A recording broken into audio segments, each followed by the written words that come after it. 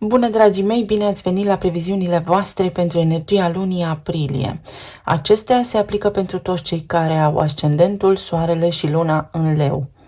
Să vedem despre ce este vorba pe parcursul acestei luni, pentru că se anunță intens. Vă mulțumesc tuturor celor care v-ați abonat, vă urez să aveți o lună minunată, iar celor care sunteți aici pentru prima dată, vă urez bine ați venit.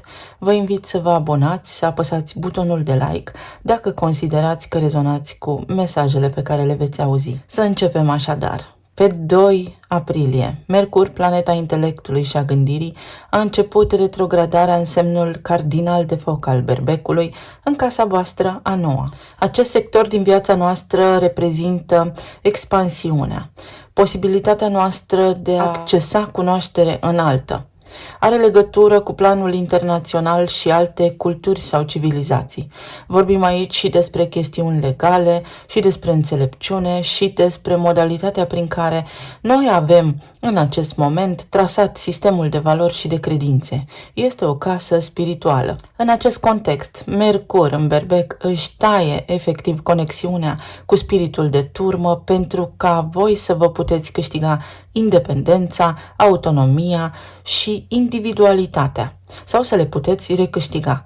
Este un moment foarte prielnic prin care să vă deconectați de la tot ceea ce vă înconjoară și să accesați din voi înțelepciunea, să vedeți exact ce credeți, despre ce anume credeți. Cu cât veți fi mai înțelepți, cu atât mai bine vă va fi. Pentru unii dintre voi pot apărea idei despre relocare, fie în altă țară, fie înapoi în țara natală. Pentru alții dintre voi pot fi chestiuni legate de începuturi. Aș vrea să încep, aș vrea să explorez, aș vrea să studiez ceva nou și încă nu îmi este foarte clar ce. Ideea este în această lună voi să nu urmați pe nimeni, ci doar pe voi înșivă, pentru a putea căpăta acel nivel de claritate mentală cu acuratețe, să vă dați seama exact cine sunteți, ce vreți și ce doriți să faceți de acum înainte. Toate aceste lucruri vor fi susținute de Venus, de zeița frumuseții, de planeta care ne vorbește despre banii lichizi, stimă de sine, senzualitate și frumos, care intră și aici pe 5 aprilie în Berbec. Și vine cu magnetism și cu putere fantastică de a atrage lucruri în viața voastră. Pentru unii dintre voi pot fi acele momente în care să vă gândiți, oare mi-este mai bine în țara natală sau ar fi bine să plec în străinătate? Pentru alții dintre voi poate fi revenirea cuiva, o persoană cu care ați avut o relație anterior, pentru a putea avea parte acum de claritate, de încheiere sau de reluarea conexiunii cu această persoană. Pentru alții dintre voi pot fi câștigarea unor procese care au legătură cu daunele, cu taxele, cu impozitele, cu asigurările. Iar pentru alții dintre voi în această perioadă de Mercur retrograd, mai ales dacă îl aveți retrograd în harta natală, poate însemna apariția unei persoane noi în viața voastră sau poate însemna extindere la nivel internațional, dacă asta vă doriți, în zona afacerilor sau în zona serviciului. Pe 8 aprilie are loc tot aici, în casa a noua, eclipsa de soare sau luna nouă din Berbec. O eclipsă în viețile noastre vine cu schimbări majore. Tot ceea ce atinge este marcat profund. Are un sens de predestinare această energie, dar poate fi și ușor dramatică deopotrivă, întrucât eclipsa ne scoate de pe traseul actual pentru a ne îndruma către cel potrivit nouă din acest moment. Este acea ocazie oportună să ne ridicăm vibrația, să înțelegem cine suntem și să facem mai mult pentru noi și sufletul nostru. Această eclipsă ne scoate realmente la suprafață ideea că ceea ce credem, aia suntem. Dacă urmăm pe cineva sau ne adaptăm la viața socială, asta nu înseamnă că trebuie să fim de acord în totalitate și cu ceea ce se petrece în jurul nostru. Pentru unii dintre voi pot fi niște procese pe care acum le înaintați, care pot avea un câștig de cauză formidabil. Pentru alții dintre voi este o posibilă căsătorie, întrucât aceasta este casa religiei. Pentru alții dintre voi este acel moment de predestinare în care vă puteți întâlni alesul, puteți să vă întâlniți perechea potrivită. Această eclipsă vine cu foarte multe daruri dacă știm să le fructificăm și să luăm din această energie ceea ce este potrivit pentru noi în acest moment. Iar pentru alții zguduie, credința, tot ceea ce am știut eu de viață, conștientizez acum că este fie o minciună sau îmi dau seama că viața, așa cum o văd eu, este mai mult de atât și voi începe să fac ceva în această direcție. Pe 19 aprilie, soarele intră în Taur, în casa voastră a 10-a. Aici vorbim despre carieră și profesie, despre autorități, fie că voi sunteți o autoritate în viața cuiva, fie voi în relația cu autoritățile, despre scena publică. Taurul este un semn al confortului. Reprezintă corpul fizic, vorbește despre siguranța în planul material și despre resursele noastre. Iar casa a 10-a, după cum spuneam, este casa lui Saturn. Aici te desăvârșești. În acest context, vouă energia vă spune să fiți atenți un pic în această zonă profesională, mai ales întrucât tot aici se va petrece pe 21 conjuncția dintre Jupiter și Uranus, cu care în această viață nu ne vom mai întâlni în Taur. Uranus este elementul de surpriză, inovația. Sunt acele schimbări neașteptate, sunt acele șocuri care pot apărea în viața noastră, în timp ce Jupiter este planeta înțelepciunii. Este arhetipul care ne ajută să ne dezvoltăm, să fim înțelepți, să căpătăm o viziune de ansamblu. Așadar, cu soarele aici în Taur și cu această conjuncție care vă activează casa profesiei și a carierei, unii dintre voi veți simți nevoia să schimbați ceva, dar total în viața voastră când vine vorba despre carieră. Poate unii dintre voi nu veți dori să faceți schimbări majore, însă o schimbare aici se întrevede.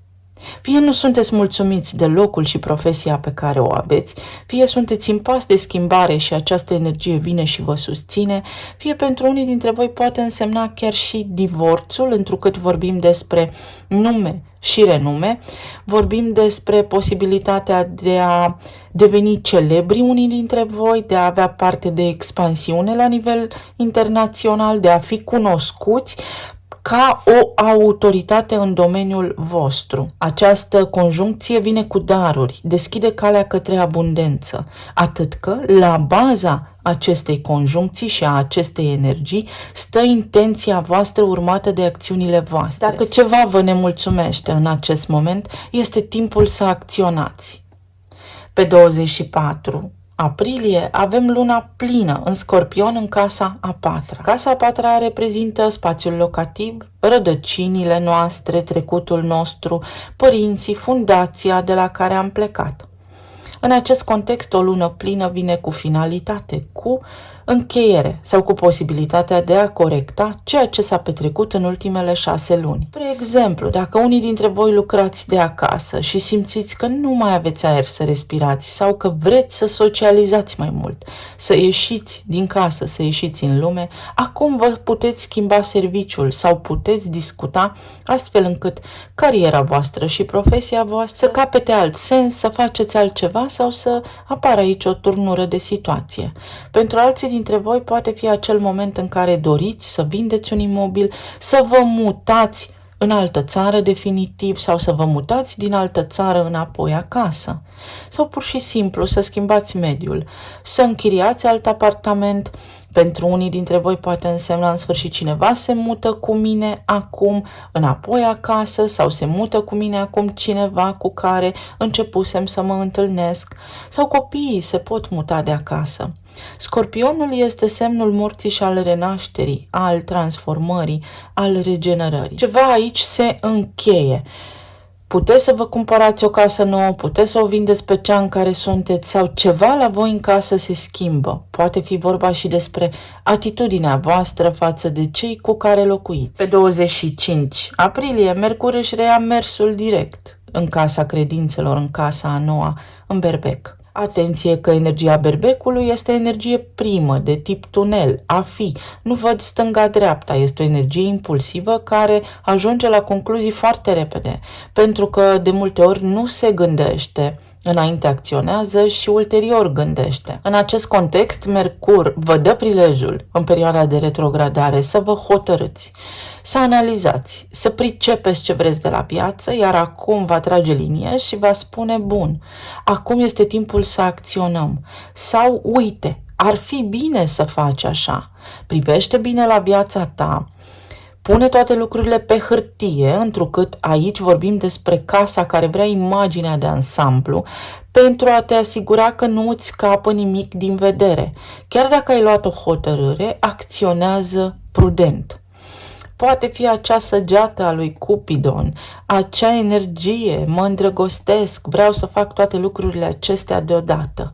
Iar energia momentului vă spune rând pe rând, pentru că este mai bine și mai benefic pentru tine așa. Și nu în ultimul rând, pe 30 aprilie, Marte intră aici în casa a noua, în Berbec. Marte este guvernatorul Berbecului și spune a venit timpul, acum ori niciodată.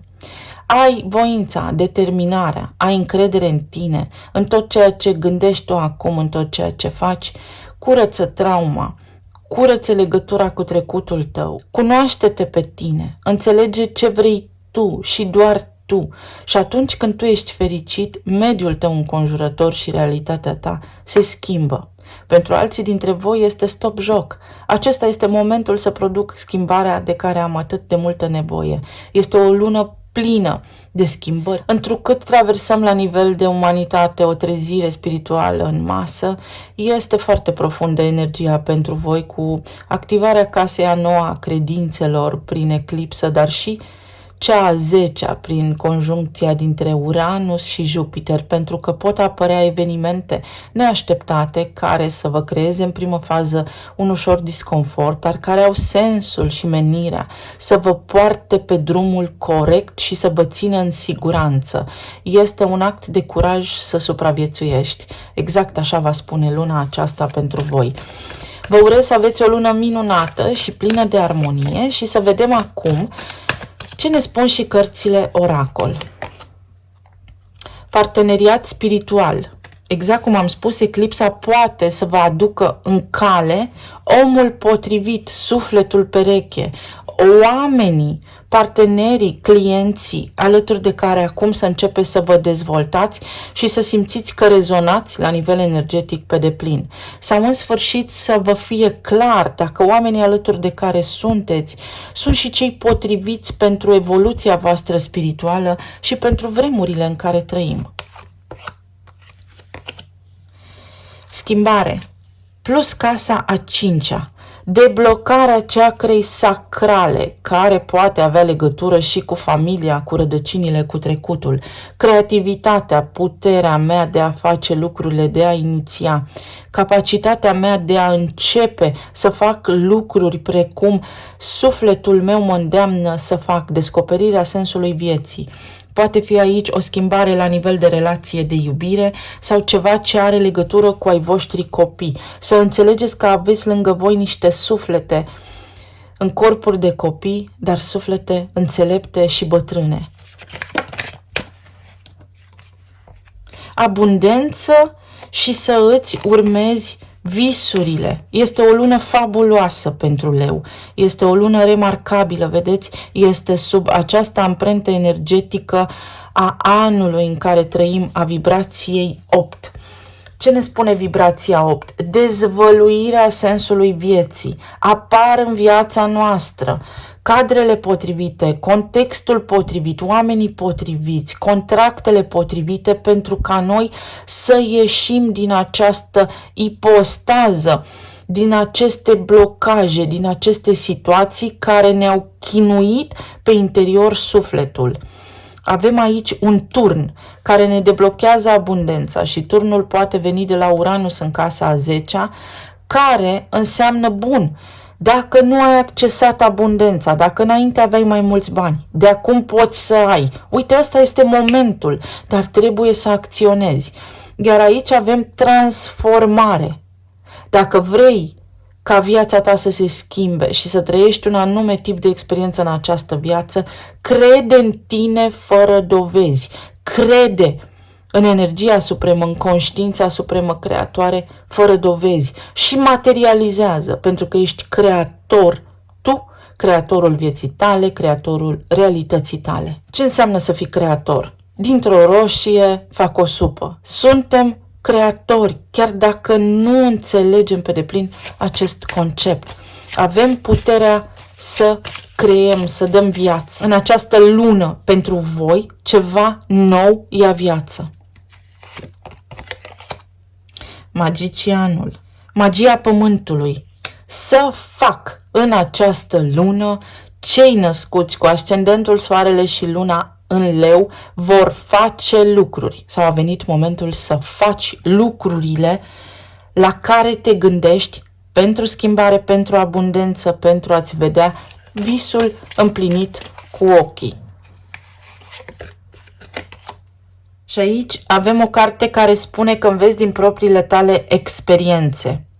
Ai experiența anterioară de care acum te poți folosi, în primul rând pentru a ști ce funcționează și în al doilea rând pentru a nu repeta greșelile din trecut.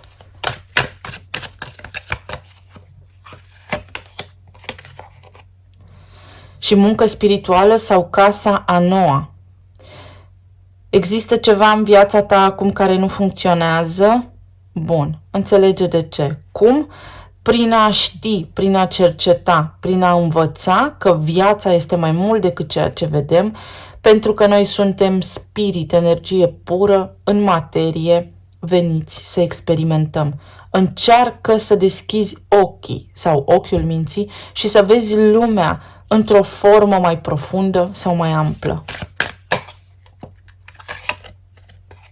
Începutul.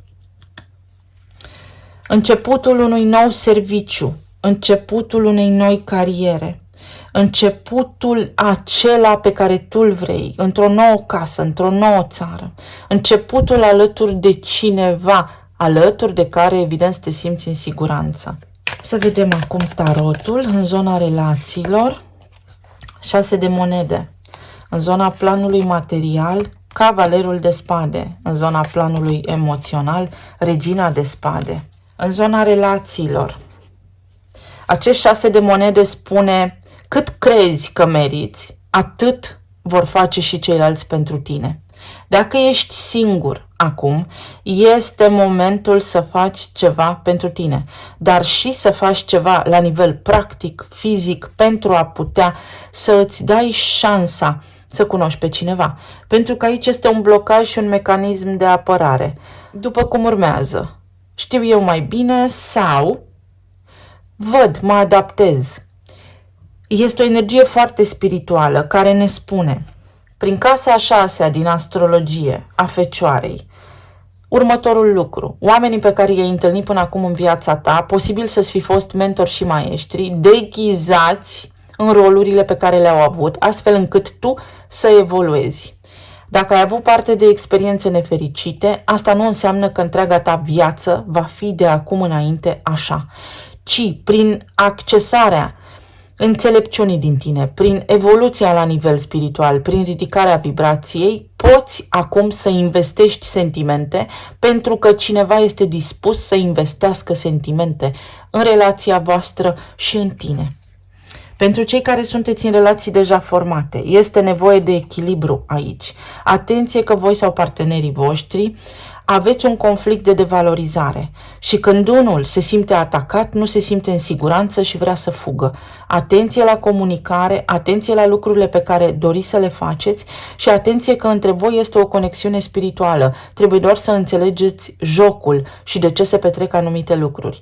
Iar pentru cei care sunteți în perioada de separare, aici voi sunteți într-o poziție de inferioritate față de cel care a plecat.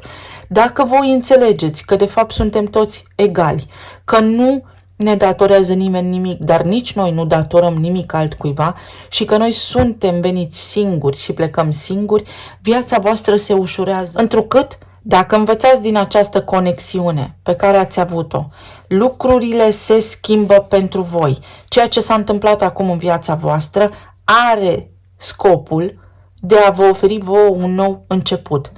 Poate fi un nou început alături de cineva care a plecat din viața voastră? Sigur că poate, totul este posibil în această viață. Aici există totuși o condiționare dacă voi ați învățat ce s-a petrecut acolo și ați făcut această muncă spirituală, ați evoluat, ați iertat, ați înțeles, ați alchimizat. Împărăteasa, Venus în berbec, care aduce oportunități și senzualitate. Foarte mulți oameni în această lună se vor uita la voi precum se uită ursul la miere. precum se uită ursul la smeură. Veți fi atrăgători, veți fi înțelepți, veți fi căutați, veți fi admirați. Dacă sunteți singuri, aceasta este șansa să cunoașteți pe cineva, atât că veți avea o responsabilitate foarte mare. Voi veți fi maestrul. Pentru cei care sunteți în perioadele de separare, Venus vă poate aduce aici, mai ales în perioada în care Mercur este retrograd, pe cineva din trecutul vostru pentru reevaluare, pentru încheiere sau pentru un nou început. Doar că prin Venus în Berbec, noi acționăm subit, irațional, suntem irascibili, vrem acum tot ceea ce ne place nouă și energia momentului prezent vă spune și prin eclipsa de soare, tu poți avea parte de acest început, dar ai grijă ce îți dorești pentru că acesta este un marcaj profund, cam cu asta rămâi. Pe 10 aprilie se mai perfectează o conjuncție importantă între Marte și Saturn în Pești, casa a 8-a. Acest lucru înseamnă mă simt în siguranță, în intimitate. Trebuie să tai conexiunea cu trecutul, să alchimizez, să vindec trauma, să înțeleg de unde mi se trage frica, de unde mi se trage lipsa de încredere în mine, de unde am eu stima asta de sine scăzută, pentru că indiferent ce afișez în exterior, aici este un blocaj. Sunt răni din trecutul meu care mă fac pe mine acum să acționez de o anume manieră, și poate la nivel exterior oamenii mă văd arogant sau inabordabil. Casa aceasta 8-a vorbește despre transformare, regenerare, moarte și renaștere. Trecutul meu trebuie să rămână în urmă, așa cum a fost el. Asta nu înseamnă că nu pot continua să am o relație cu oamenii din trecut, dar trebuie să ridic vibrația, trebuie să-mi schimb percepția și atunci lucrurile vor putea fi altfel pentru mine. Iar pentru cei care sunteți în relații deja formate, iubirea învinge totul. Cu vorbă bună, cu apreciere, veți rezolva foarte multe lucruri în această lună.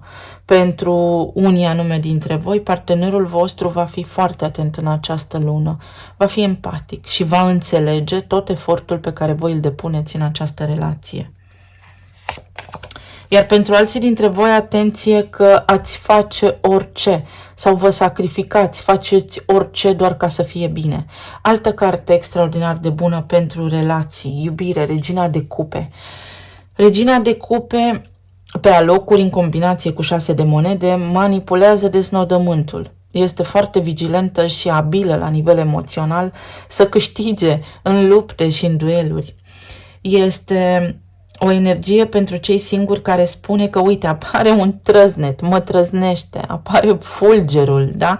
Prin Uranus și Jupiter. Poate cunosc pe cineva la locul de muncă sau poate cineva cu care am avut o conexiune la locul de muncă reapare în viața mea. Pentru cei care sunteți în relații deja formate, aici poate apărea un copil, cineva se poate naște în familia voastră, puteți rămâne însărcinate, doamnelor, sau puteți deveni părinți domnilor. Este iubire. În această lună veți simți că n-a fost totul în zadar.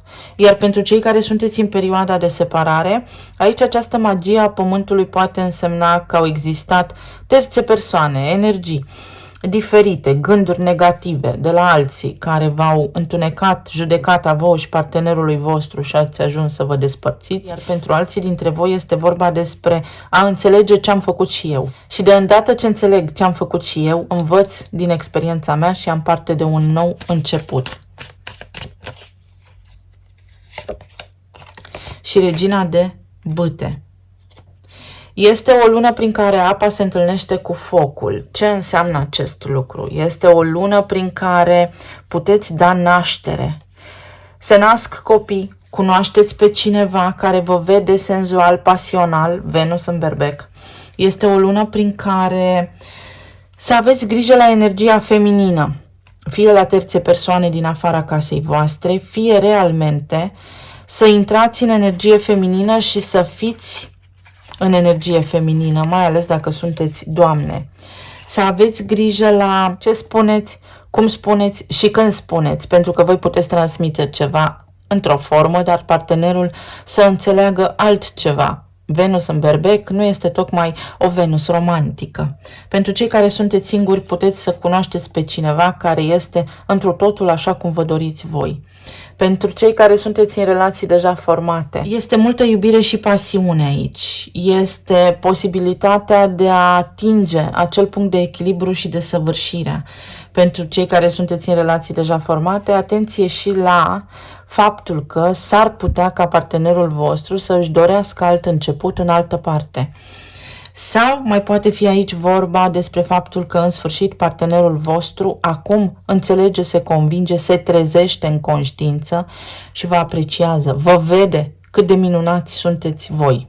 Iar pentru cei din perioada de separare, voi aici s-ar putea unii dintre voi să luptați cu o a treia persoană, dar persoana de care v-ați despărțit voi în acest moment este într-o zonă de ego. Îi face bine să fie mulți oameni cu ochii pe el sau pe ea. Orgoliul său crește și nu este tocmai o energie spirituală benefică. Și în acest moment, pentru că această persoană are de lucrat la sine, are de topit ego-ul, are de făcut această muncă spirituală prin care să se echilibreze, prin care să se adapteze, prin care să evolueze, voi aveți această pauză. Lucrurile sunt posibile aici. Lucrurile sunt fascinant de bune pentru unii dintre voi, trebuie doar să faceți ceea ce trebuie. Chestiuni legale. Casa a noua are legătură cu chestiunile legale, unde Venus, Mercur în retrogradare, eclipsa, se petrec toate și unde intră și Marte. Uite, Venus și Marte este energie de foc și de apă. Aici vorbim despre posibilitatea de a întâlni pe cineva cu care să te căsătorești dacă ești singur, posibilitatea să divorțezi dacă asta îți dorești, posibilitatea să reînnoiești jurămintele sau să te căsătorești dacă ai avut o relație de lungă durată, nu doar dacă ești singur. Sunt acele valori și nivelul tău de credințe care în această lună te scoate dintr-o postură nefericită, dintr-o ipostază care ți-a creat disconfort. Și surrender, care înseamnă să te lași purtat, să crezi fără dovezi. Dacă tu crezi că această iubire este pentru tine, este bună și vine din suflet și ai această încredere la superlativ în ceea ce simți, atunci lucrurile se pot întâmpla pentru tine. Pentru alții dintre voi, atunci când renunțați la orgoliu, la ceea ce credeți voi, la credința voastră, vă măriți nivelul de percepție, căpătați mai multă înțelegere, deveniți mai înțelepți, lucrurile se întâmplă. Cu cât ești mai înțelept în această lună, cu atât evoluezi mai mult și cu atât mai bine vei fi. Și iubita sau iubitul, cineva te validează în această lună, cineva te vede, cineva îți face declarații de iubire, există fie o iubită în plus acolo sau un iubit în plus acolo, sau este vorba despre faptul că trebuie să te iubești pe tine înainte ca alții să te iubească. Cineva îți face complimente, te poți căsători, poți cunoaște pe cineva, este o lună formidabilă. La nivel de plan material aici avem Cavalerul de spade, este timpul să acționezi, este timpul să faci ceva. Foarte multă mișcare, foarte multă comunicare, foarte multă oboseală pentru unii dintre voi. Este energie de aer, este această energie care mișcă munții din loc. Pajul de bâte, momentul să acționezi, să faci ceva. Vrei mai mult, fă mai mult. Îndrăgostiții, ai o alegere de făcut. Este luna prin care tu poți să reușești să schimbi ceva în viața ta. Ia uite, 8 de bâte. Va fi o lună intensă pentru voi, dragii mei, cu foarte multă activitate la nivel profesional sau în sfârșit se deblochează această țeavă, acest canal al abundenței. Sau în sfârșit se deblochează energia care a stagnat și încep să vină lucruri. Bani mai mulți, clienți mai mulți, comunicare mai multă, dar trebuie să vreți voi, să fiți voi pregătiți pentru asta. 2 de monede. Aveți o alegere de făcut, dacă să începeți ceva nou sau ce aleg, să fac asta sau asta. Va fi o lună în care unii dintre voi puteți să faceți schimbarea de carieră. Și moartea, transformarea, o lună care schimbă tot la nivel de plan material, Este efectiv în mâna voastră această schimbare, și cariera, și prestigiul, și faima. Vreți mai mult? Începeți să faceți lucruri. Pentru că, uite, am de ales. Mă mulțumesc cu ceea ce am sau încep ceva nou cu încredere, fără dovezi și știu că reușesc. Schimbare. Schimbare. Alegerea va aparține vouă, dar pentru voi aici se produce o schimbare la 180 de grade la nivel de plan financiar, care vă poartă pe culmile succesului dacă știți să folosiți această energie în favoarea voastră. La nivel emoțional, Regina de Spade spune: m-am hotărât, nu am chef astăzi, vreau să fac lucrurile doar într-un anume fel, dar pe de altă parte este și o energie care acționează minte, suflet. Este acel nivel de echilibru de care aveți nevoie pentru a putea acționa și vi se spune să fiți detașați, să nu luați lucrurile personal pentru a putea vedea cu mintea limpede exact ceea ce să faceți. Pentru unii dintre voi poate însemna divorț sau dacă sunteți singuri, divorțați, despărțiți. În această lună aveți parte de acest început pentru care ați lucrat spiritual unii dintre voi. 10 de cupe. Atunci când voi acceptați că ceva așa este și nu mai luptați, vă abandonați cu încredere, fără dovezi, în univers, în credința voastră, dar trebuie să fie o vibrație înaltă. Ia uite, împlinirea la nivel de familie sau unii dintre voi conștientizați ce familie frumoasă aveți. Alții dintre voi poate vreți să ieșiți dintr-o familie. 5 de bâte. Este concurență, este ceartă. Nu mai concurez cu nimeni. Pentru acest rol, pentru această familie, nu mai dovedeți nimănui cine sunt, nu mai trebuie să dovedeți nimănui cine sunt, pentru că știu eu și asta este de ajuns. Pentru alții dintre voi se încheie un conflict cu familia extinsă, poate, înțelegeți niște lucruri din trecutul vostru. Marte și Saturn. Marte vă oferă prilejul unui nou ciclu de viață și Saturn vă spune: da, se poate, dar trebuie să muncești foarte mult pentru asta. 7 de bâte, trebuie să faci tu. Dacă tu știi cine ești în această lună, vei fi irezistibil. Moartea, o schimbare totală și permanentă pentru Leu în această lună. Este foarte bună energia pentru voi și știu că mereu spun asta, dar lucrurile acestea devin realitate atunci când noi acționăm. Altminteri trec ca niște tranzite oarecare pe lângă noi și viața noastră nu se schimbă dacă intenția noastră nu există. Claritate și mândrie. La nivel de plan medical, la nivel de sănătate, dacă ceva vă supără, mergeți la medic. Dacă ceva vă deranjează, odihniți-vă. Faceți ceva pentru voi, sănătatea voastră și corpul vostru fizic, oricât de mult v-ar solicita cineva din familia voastră sau familia voastră. Contați și voi. Asta vă spune această lună. Lasă-i pe ceilalți pentru a avea grijă de tine, pentru că ai nevoie să fii sănătos. Trebuie să fii sănătos ca să poți avea grijă și de ceilalți.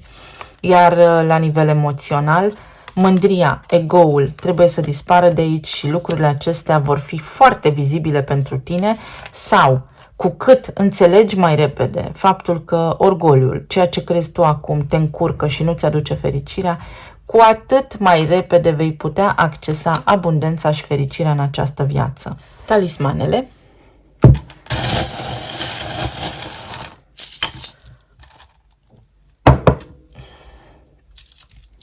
Credința, trezirea spirituală și tabloul perfect. Dacă tu îți schimbi percepția, vei vedea și lumea într-o culoare diferită. În această lună, lumea ta se poate schimba și poate deveni mai frumoasă ca oricând. O situație care se îndreaptă, dar tu ești cheia pentru generațiile următoare. Tu închizi această energie dramatică. Leul mai este adesea asociat și cu drama. Drama care vine din neputință. ai puterea să schimbi lucrurile și să înfrumusețezi viața așa cum îți dorești. Chestiuni legate de planul internațional, de străinătate, de relocare, de oportunități care îți apar în această lună sau pe care tu ai puterea să le creezi. Focul cosmic, puterea să o iei de la început, puterea să produci o schimbare. Un unicorn atât de binevenită și atât de mult dorită. Este o situație frumoasă. Atenție la sănătate. Nu vă ignorați sănătatea. Te poți vindeca de trauma ta transgenerațională de neam. Atenție că aici există un bagaj emoțional preluat de la mama, care trebuie și cere vindecat. Dopamină, motivația. Ce te alimentează pe tine, aia se va reflecta în realitatea ta. Calm, cu pași siguri înainte, ești protejat. Mai încearcă o dată. N-a ieșit ceva în această viață pentru tine? Nu e aici finalul capitolului, nu e aici sfârșitul, mai încearcă o dată. O broscuță. Prințul există, fie nu-l vezi, fie l-ai confundat. Ai crezut că altcineva este prințul sau prințesa ta. Mai încearcă o dată. Sau se mai poate face ceva pentru unii dintre voi. Soarele. Un copil se naște sau eclipsa din casa a noua vă schimbă viața. Evident, este predispoziție, este ajutor. Viața o schimbați voi. Aveți nevoie de odihnă unii dintre voi. Sau este subconștientul vostru care prin mecanismul de apărare vă ține aici, în acest moment prezent, în această situație poate complicată, poate dificilă pe care o traversați. Așadar, este trezire în conștiință, capacitatea de a crea lucruri noi, de a înțelege că doar tu poți să schimbi viața și doar tu faci ceea ce ți se întâmplă. Marte, în berbec, o iau de la început. Roata destinului. Șansa, să o iau de la început. Pentru că pot. 10. Să-mi rescriu viața, să rescriu istoria pentru mine și toți ceilalți care urmează după mine. Cadouri, daruri de la univers. Uite, o casă sau ceva foarte bun, o sărbătoare la care asiști, la care mergi, la care ești invitat. Anul acesta începi un nou drum pe ape liniștite. Sau este acel an, este momentul să te vindești la nivel emoțional, să înțelegi toate acordurile karmice pe care le ai cu casa 8-a în Pești și cu Marte și Saturn acolo și să te desprinzi de turmă, de neam, de familie, dar nu într-un sens negativ, ci prin a înțelege că tu ești tu și ei sunt ei. Iar roata destinului. Și aici spune exact cum spune și această carte. Învață din experiența ta de viață și schimbă-ți viața. Ceva din experiența ta din trecut iese la suprafață acum. Fie revine cineva din trecutul tău pentru a înțelege niște lucruri, fie revine un suflet vechi pe care l-ai mai întâlnit prin alte vieți în viața ta pentru a te ajuta acum în evoluție. Pentru unii dintre voi, atenție la stomac, la flora bacteriană, la microbiom, coroana, împărăteasa, vești care te bucură, vești care te înalță, din nou roata destinului, abundență, șansa este aici pentru tine, ia-o, nu aștepta, închide această apăsare, închide această situație, închide acest ciclu karmic, mergi pe drumul tău, uite că ți se arată, uite că poți, da poți, uite, tu poți. Este și vindecare. Uite, tu poți. Uite, ți arăt calea. Universul ți arată calea, farul. Se vede lumina de la capătul tunelului. Ai iubire, poți avea iubire. Ia uite, alt foc cosmic. Este o lună prin care te poți îndrăgosti, o lună prin care poți intra într-un parteneriat spiritual, o lună prin care înțelegi ce ți s-a întâmplat, că a fost o conexiune spirituală fără de care tu nu ai fi fost cine ești astăzi. Și cine ești tu astăzi va conta mâine. Pașaportul, undă verde, înainte la ce îți dorești tu. Uite, închei o karmă, te îndepărtezi de ceva ce nu mai funcționează. Cu măsură, bucură-te de viață. Uite, aici în paharul tău este tristețe. Începi și bucură-te de viață. Muzică bună sau ridică-ți vibrația. Lasă calculele, lasă durerea, deschide-ți sufletul. Cum să apară cineva înapoi sau nou în viața ta când sufletul tău zice nu? Sau subconștientul este ăsta pentru că sufletul spune da. Cum să se întâmple asta? Deschide-ți sufletul, este doar o chestiune de timp. Ridică-ți vibrația. Chiar dacă este greu, chiar dacă doare, chiar dacă e nevoie de efort din partea ta, 2 stele te așteaptă. 2 oameni, 2 oportunități, 2 direcții, 2 drumuri. Nu s-a terminat aici. Ce ai avut tu aici, prințul ăsta, este o stea mică. Dar steaua mare, Polaris, e în față. Încă n-ai întâlnit, poate, iubirea vieții tale. Banii. Dacă au fost provocări pe această linie financiară, acestea se pot încheia acum. Atenție că, uite, există aici prin banii partenerului, prin resursele împărtășite, prin contracte deja formate de la autorități, de la taxe, o revenire. Pentru alții dintre voi, stabilitate la nivel financiar. Și aici avem inițialele A, X și H.